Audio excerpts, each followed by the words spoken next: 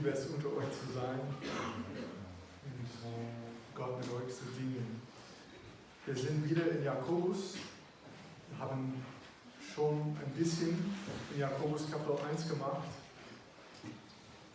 durch Vers 18 und jetzt sind wir bei Vers 19 in Jakobus.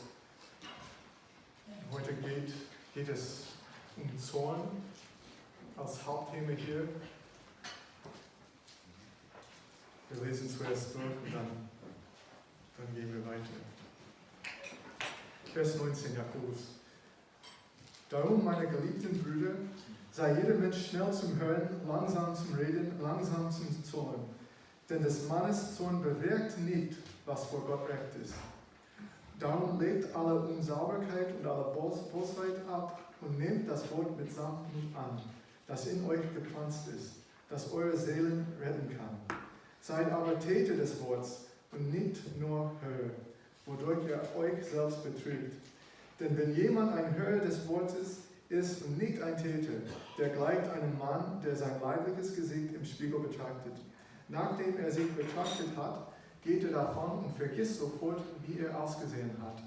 Wer aber in das vollkommene Gesetz der Freiheit hineingeschaut hat und daran beharrt und nicht ein vergesslicher Hörer ist, sondern ein Täter des Werkes, der wird in seinem Tun glückselig sein. Wenn jemand unter euch meint, er diene Gott und hält seine Zunge nicht im Zaum, sondern täuscht sein Herz, dessen Gottesdienst ist vergeblich. Ein reiner und unbefleckter Gottesdienst vor Gott, dem Vater, ist der, die Waisen und Witwen in ihr Bedrängnis zu besuchen und sich von der Welt unbefleckt zu erhalten. Wir kommen zurück zum Vers 19. Darum, meine geliebten Brüder, sei jeder Mensch schnell zum Hören, langsam zum Reden, langsam zum Zorn. Denn des Mannes Zorn bewirkt nicht, was vor Gott recht ist. Es geht um Zorn heute, was für uns passt. Was spielt Zorn in unserem Leben für eine Rolle? Wir wissen schon, dass Gott zornig sein kann, dass sein Zorn immer recht ist, immer heilig ist. Und wir können uns vorstellen, dass als Menschen, die nach dem Bild Gottes geschaffen wurden, können wir auch einen Zorn haben, der heilig ist. Wenn Gott sowas haben, dann können wir auch, wir sehen das in Jesus, wir sehen, wo er ab und zu sich geärgert hat und das war perfekt. Er hat nicht gesündigt, als er das getan hat. Dann denken wir, okay, können wir das auch machen? Aber dann, wir lesen hier, denn das Manneszorn bewirkt nicht, was vor Gott recht ist. Und dann, das bringt diese Frage, sogar wenn wir einen heiligen Zorn haben können, wie gehen wir damit um? Wie handeln wir, sodass wir nicht sündigen, wenn wir zornig sind? Letztes Mal haben wir über die Versuchung gesprochen und wir haben über Kain gelesen. Und wenn ihr euch daran erinnert, was ist zuerst gekommen? Sein Ärger, sein Zorn. Und der Herr sagte, sei vorsichtig, die Sünde ist an der Tür, ist bereit, dich zu haben. Und was war der nächste Schritt? Dass er seinen Bruder ermordet hat. Und wir sehen hier in diesem Text, wo Ärger kann etwas sein, was von uns, unsere Begierde, unser Fleisch anreizt. Und es leitet dazu, dass wir auch etwas machen, was dem Herrn nicht wohlgefällig ist.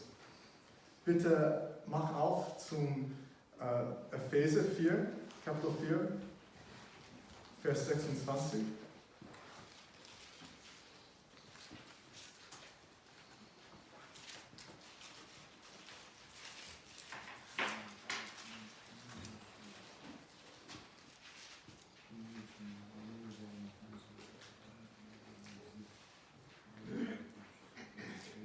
Hier haben wir in Epheser 4, 26.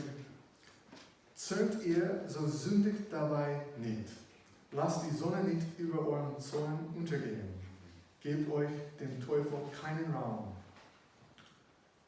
Wenn man ein bisschen weitergeht, 29.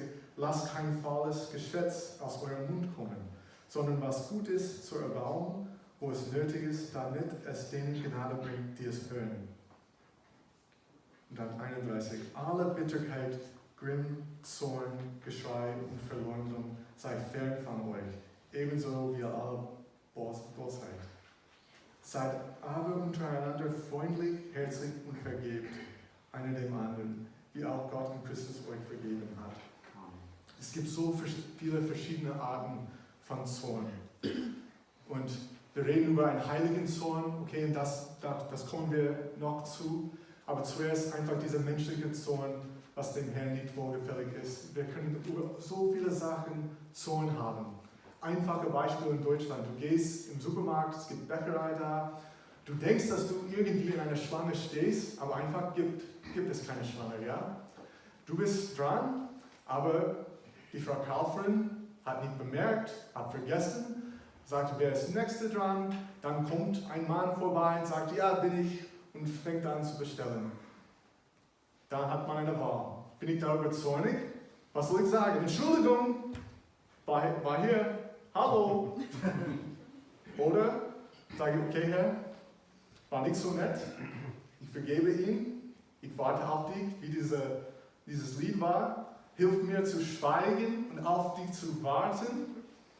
Ja, manchmal muss man ein bisschen assertive, ein bisschen Initiativ haben und muss sagen, ja, bin dran, ist in Ordnung. Aber wenn so etwas passiert ist, würde ich sagen, dass es besser ist, wenn man sagt, okay, kein Thema. Dann hat man Frieden im Herzen. Wir sehen, wo wir eine Entscheidung treffen können. Eine Entscheidung, die uns Frieden gibt, oder eine Entscheidung, die uns ärgert. Wir können denken, das war falsch, das war ungerecht, ich war dran. Oder wir sagen, okay, ich weiß, was ich habe in Jesus. Und dieser Mensch kann das nicht von mir wegnehmen. Er braucht die Liebe Gottes. Wie kann ich ihm die Liebe Gottes zeigen, indem ich mit ihm umgehe? Das ist die allerwichtigste. Es gibt so viele Beispiele, was wir auch hier in diesem Text in Epheser haben, mit der Vergebung. Und dass wir die Sonne nicht untergehen lassen mit unserem Zorn.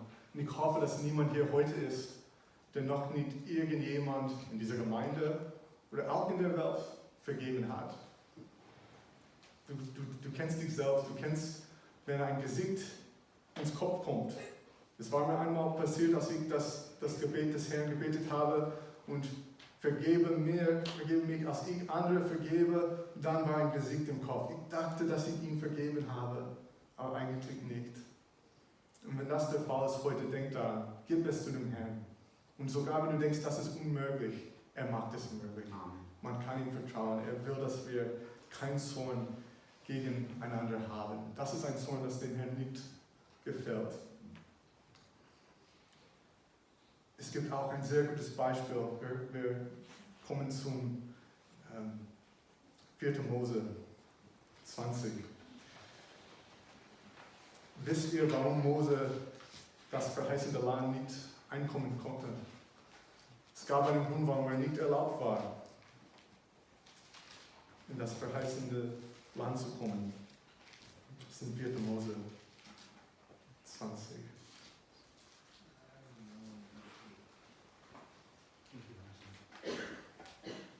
Wir denken oft, okay, ich habe einen Grund, böse zu sein, ich habe einen Grund, mich zu ärgern. Es ist heiliger Zorn, warum ich hier mich ärgere. Vielleicht hätte hier Mose auch so einen Grund.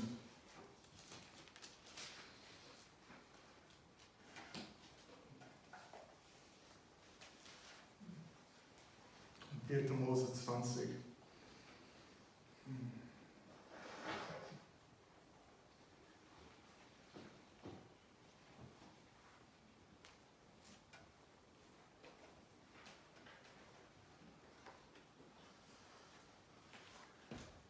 Vers 7.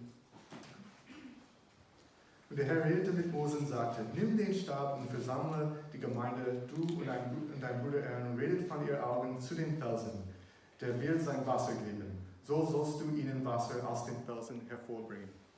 Und der Gemeinde zu trinken geben und ihr Vieh tränken.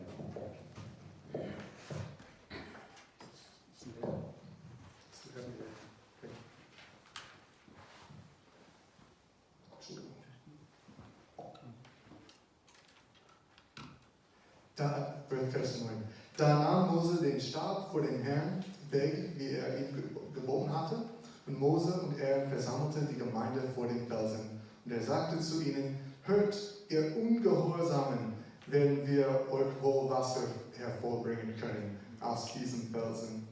Und Mose erhob seine Hand und schlug den Felsen zweimal mit seinem Stab. Da kam viel Wasser heraus, so dass die Gemeinde trank und ihr Vieh. Der Herr aber sagte zu Mose und Aaron: Weil ihr nicht an mich geglaubt habt, mich vor den Kindern Israels zu heiligen, darum sollt ihr diese Gemeinde nicht in das Land bringen, das ich ihnen gebe. Das ist das harte Wasser, wo die Kinder Israel mit dem Herrn hadeten und der Sieg an ihren Heilig erwies. Seht ihr, was hier passiert ist? Was wurde ihm befohlen? Zu dem Fels zu reden. Er hat schon mal etwas Ähnliches gemacht, wo er einen Stein, einen Fels geschlagen hat und Wasser damals wurde rausgekommen. Dieses Mal wollte der Herr etwas anderes machen. Und wegen seinem Ärger auf das Volk hat Mose etwas anderes getan. Ich verstehe es komplett. Denk daran, du hast eine Brüder, vielleicht eine Schwester in Christus und sie klagt ständig. Ständig klagen sie gegen Gott. Du denkst, bitte, vertrau dem Herrn. Vertrau ihm. Und es gibt eine Art und Weise, wo wir Geduld mit diesen Geschwistern haben können, indem wir sie wirklich ermutigen. Und es gibt eine Art und Weise, wo wir einfach endlich rauskommen mit unserem Zorn, was nicht hilfreich ist und was zeigt, dass wir in dem Moment Gott nicht vertraut haben. Und das hat Mose hier gemacht. Und das war dem Herrn nicht wohlgefällig. So schlimm, dass Mose nicht erlaubt war, weiter mit dem Volk ins Land zu gehen. Wir sehen auch, was hier passieren kann. Sogar wenn er hier so einen guten Grund hatte, so einen Sohn zu haben. Stolz kann da sein. Wir wissen, Mose war so ein demütiger Mensch. Und wenn wir merken, okay, die anderen machen was Falsches, einerseits haben wir Recht, das zu merken, und wir wissen, das gefällt Gott nicht, und da kann dieses Gefühl geben, das bewegt mich, das ist nicht richtig. Aber was tue ich damit? Und sofort, wenn ich denke, ja, ich mache das nicht, ich benehme mich besser, du siehst, man steigt ein bisschen und hat ein bisschen Stolz. Und ich glaube, dass das hier auch passiert ist, wie er sie gefragt hat: Hört, ihr Ungehorsamen, werden wir euch wohl Wasser hervorbringen können aus diesen Felsen? Es ist Gott, der das Wasser vorbringt. Ja, hat er so die Acht auf ihn und Aaron gebracht. Ein bisschen Stolz, würde ich vermuten. Ich denke auch an David. Erinnert ihr euch an die Geschichte, wo David Nabal töten wollte? Es gab diese Geschichte, wo David auf der Flucht war, er so in der Wüste, hat versucht, Saul zu vermeiden mit seinem Herr. Und dann hat sie auf diesem Land oder auf das Land von Nabal aufgepasst, sodass ihm gut gegangen ist. Und endlich hat David danach gefragt: Darf ich ein bisschen von dir haben, ein bisschen Essen für meine Männer, auch ein bisschen versorgen? Was war die Antwort von Nabal? Nein. Was bist du zu mir? Und was wollte David tun? Dahin gehen mit seinen Männern und ihn töten. Und was ist passiert? Die Frau Nabals ist zu ihm gekommen, hat Sachen gebracht, sagte Verzeihung, mein Herr weiß nicht, was er tut, und hat alles berührt. Und David sagte: Dank dem Herrn, du hast mich davon behindert, dass ich nicht gegen den Herrn gesündigt habe. So kann es sein, ein Mensch, der Gott liebt, und das sind wir, ja. Es ist eine Sache, wenn wir an Kain denken und was er gemacht hat. Er war ein böser Mensch, aber wir sind Kinder Gottes. Und wir denken, wir haben den Heiligen Geist, wir wollen Gott wohlgefällig sein. Aber wir sehen auch, Mose hat eine Beziehung mit dem Herrn, die sogar uns haben vielleicht Gott nicht so erfahren, wie er Gott erfahren hat. Er hat wirklich eine nähe Beziehung zu Gott. Und auch David damals war so ein Mensch mit einer Beziehung zu Gott. Und trotzdem, in ihrem Zorn konnten sie so etwas machen. So können wir auch denken. Das ist mein Ziel heute, dass wir daran denken und merken, wie gefährlich es sein kann. Sogar wenn wir einen Zorn haben, der gut ist. Ein Zorn, der uns zeigt, dass das, was ich hier sehe, Gott nicht gefällt. Dass wir so vorsichtig sein müssen, wie wir weiter handeln und gehen.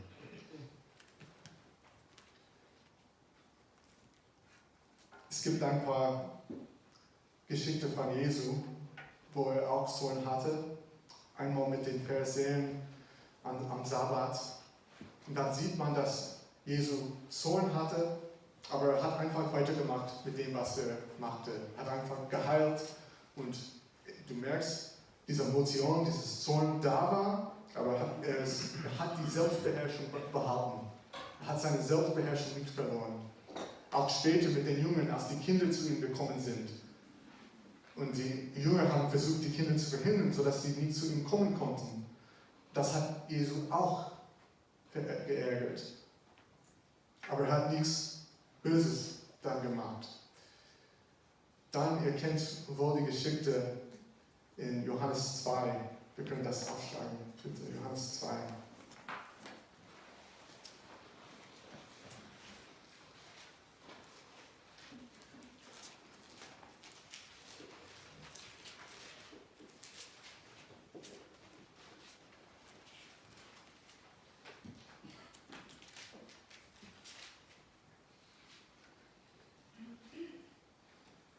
Bis 16. Da ging er hinab nach Kapernaum, er, seine Mutter, seine Brüder und seine Jünger, und sie blieben einige Tage dort. Und das Passafest der Juden stand kurz bevor, deshalb ging Jesus hinauf nach Jerusalem. Im Tempel fand er die Verkäufer von Ochsen, Schafen, Tauben und die Wechsel sitzen. Da machte er sich eine Geißel aus Stricken und trieb sie alle mitsamt den Schafen und Ochsen zum Tempel hinaus, verschüttete den Wechseln das Geld, stieß die Tische um und sagte zu denen, die Tauben verkauften, tragt das Geld von hier und macht das Haus meines Vaters nicht zum Kaufhaus. Seine Jünger aber dachten daran, dass geschrieben steht, der Eifer um dein Haus hat mich verzehrt. Ich glaube schon, dass in diesem Fall Jesus zornig war, aber trotzdem war er im Wille Gottes. Sein Zorn hat es nicht dazu geleitet, dass er irgendwas für Sünde gemacht hat. Aber was hier betont wird, ist eher so sein Eifer, nicht sein Zorn. Wir sehen keine Beschreibung von Zorn hier, auch in den anderen Berichten über dieses Ereignis. Aber wir sehen etwas über sein Eifer. Und ich denke an jemand anderes, auch im Alten Testament, der so einen Eifer hatte. Und ich glaube, dass das uns hilfreich ist, eher an Eifer zu denken, als an Zorn. Dass wir denken, ich will eifrig für den Herrn sein. Wir sind nirgendwo ermutigt, zornig für den Herrn zu sein. Egal, sogar wenn das passieren kann, unter uns. Wir sind ermutigt, eifrig. Und das hat, du hast es auch in deiner Einleitung gesagt, dieser Eifer für den Herrn, wenn wir hier verlassen. Erinnert ihr euch an Phineas? 4. Mose 25. Die Geschichte von Phineas.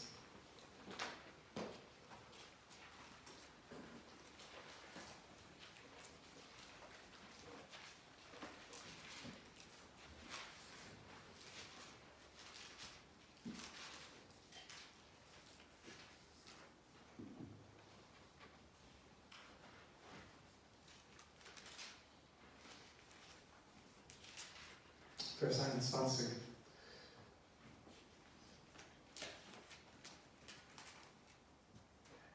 Wo bin ich falsch? Entschuldigung, Vers 1 bis 13. 25, 4. Mose 25, 1 bis 13. Und Israel wohnte in Schittim. Und das Volk fing an zu hören mit den Töchtern der Moabiter.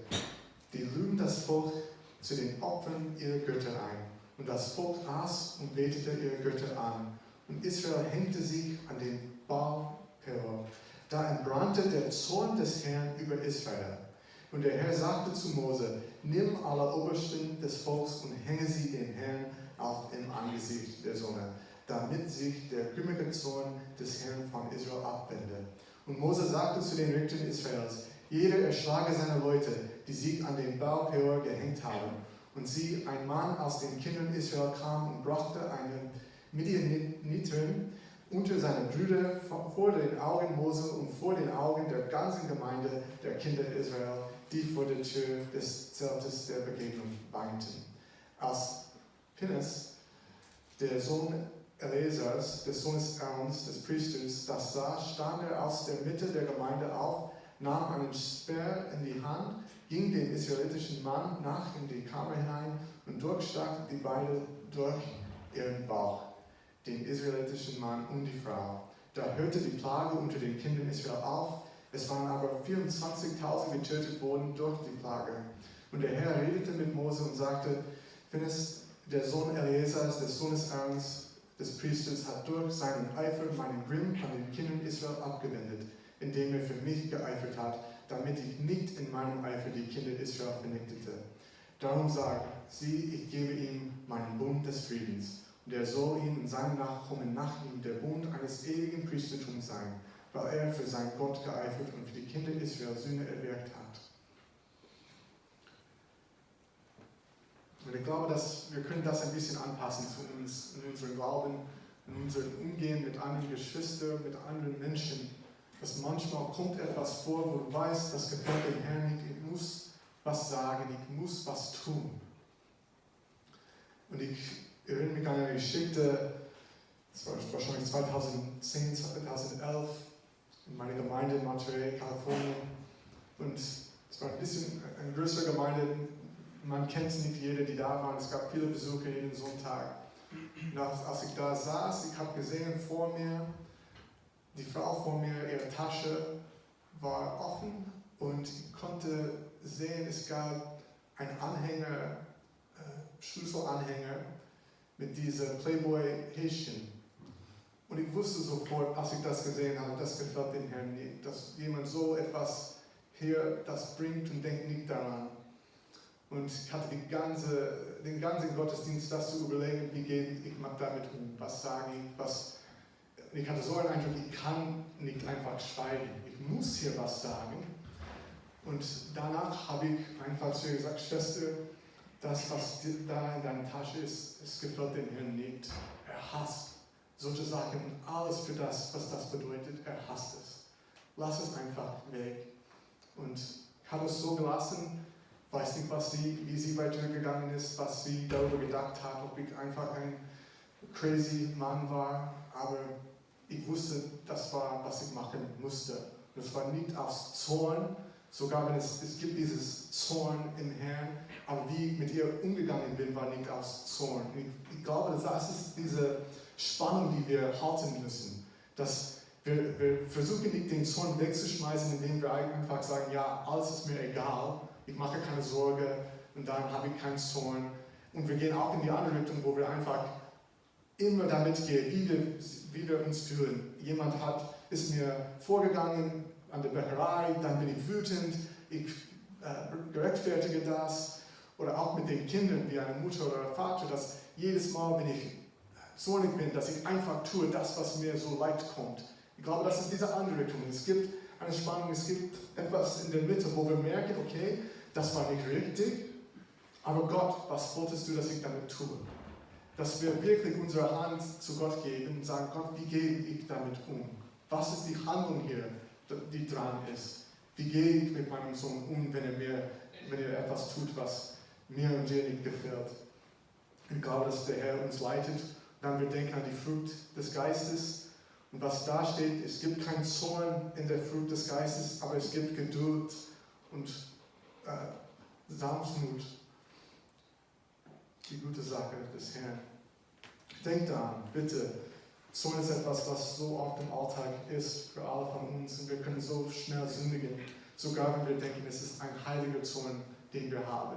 Lass uns vorsichtig sein, indem wir mit anderen handeln. Lass uns zurück zum Jakobus kommen. Das war vieles zum Zorn. Aber ich möchte zurück zum Jakobus. Es gab ein paar andere Verse da, die nicht so direkt in den Zorn gehen. Entschuldigung, meine Stelle verloren.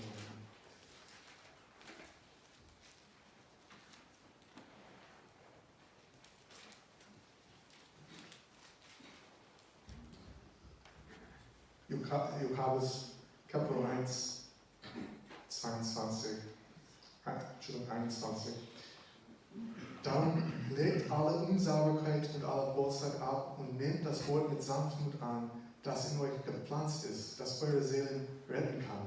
Seid aber Täter des Wortes und nicht nur Hörer, wodurch ihr euch selbst betrügt. Denn wenn jemand ein Hörer des Wortes ist und nicht ein Täter, der gleicht einem Mann, der sein leibliches Gesicht im Spiegel betrachtet. Nachdem er sich betrachtet hat, geht er davon und vergisst sofort, wie er ausgesehen hat. Wer aber in das vollkommene Gesetz der Freiheit hineingeschaut hat und darin beharrt und nicht ein vergesslicher Hörer ist, sondern ein Täter des Werkes, der wird in seinem Tun glückselig sein. Was ist dieses vollkommene Gesetz der Freiheit? Ich glaube, dass es keine bessere Beschreibung gibt, als das, was wir in Römer 8, 1-4 lesen können. Und wenn jemand dir fragt, was ist das Evangelium? Und du weißt nicht genau, es zu beschreiben, oder du denkst, was ist das beste Weise? Römer 8, 1-4.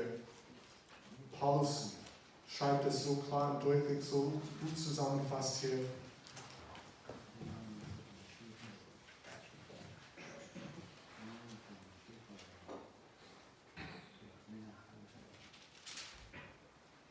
Römer 8, 1-4. So gibt es nun keine Verdammnis für die, die in Christus Jesus sind, die nicht nach dem Fleisch leben, sondern nach dem Geist. Denn das Gesetz des Geistes des Lebens in Christus, Jesus, hat mich freigemacht vom Gesetz der Sünde und des Todes. Denn was dem Gesetz unmöglich war, weil es schwach war durch das Fleisch, tat das Gott und sandte seinen Sohn in der Gestalt des sündigen Fleisches um der Sünde willen und verdammte die Sünde im Fleisch, damit die Gerechtigkeit, die das Gesetz fordert, in uns erfüllt würde, die wir nicht nach dem Fleisch leben, sondern nach dem Geist. Wir wurden befreit. Und was ist unser Gesetz jetzt? Unser Gesetz ist, Jesus zu lieben, unseren Nächsten zu lieben und nach dem Geist zu wandeln. Und wir sehen, das ist genau hier, was Jakobus gemeint hat. Wenn wir nach dem Fleisch wandeln, dann wandeln wir im Zorn und dann sündigen wir. Aber wenn wir nach dem Gesetz der Freiheit wandeln, nach dem Geist, in Liebe, dann gehen wir mit Liebe miteinander um.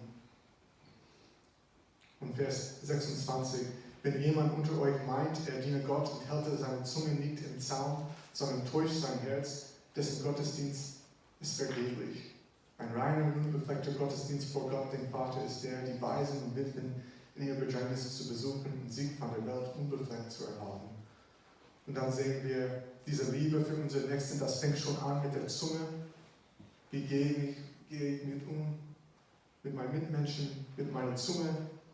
Und dann ist es auch vollkommen, indem ich jemanden sehe, der Hilfe braucht, eine Witwe, eine Waise, dann helfen wir ihnen dabei.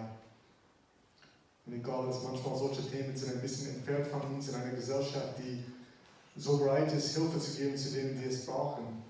Dass oft denken wir, wo sind die Witwen, wo sind die Waisen? Die Gesellschaft kümmert sich schon um viele. Aber lass uns unsere Augen offen halten und auch für Menschen, die vielleicht nicht in unserem Land leben, vielleicht in einem anderen Land. Gott kann uns auch dabei nutzen. Der Herr segne euch. Das war es für heute. Gottes Liebe mit dir. Amen. Amen.